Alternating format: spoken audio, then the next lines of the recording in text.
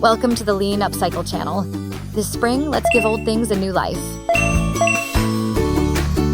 This first video of the Spring Up Siltsy series, we will show how to turn old bottles into a beautiful vase and diffuser bottle. We should clean the bottle and remove the label.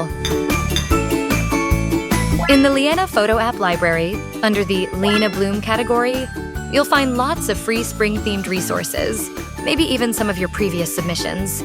Let's take a look and choose patterns like flowers, leaves, or butterflies. Don't forget, in the preview, you can drag the border button at the bottom left to adjust the sticker edges. The PixCut S1 features an all-in-one print and cut function, allowing you to print and cut in a single step. Look at these beautiful stickers. Here are your stickers. Next, we can use these spring-themed stickers to decorate. Carefully lift each sticker and arrange them on the prepared bottles to create your own style.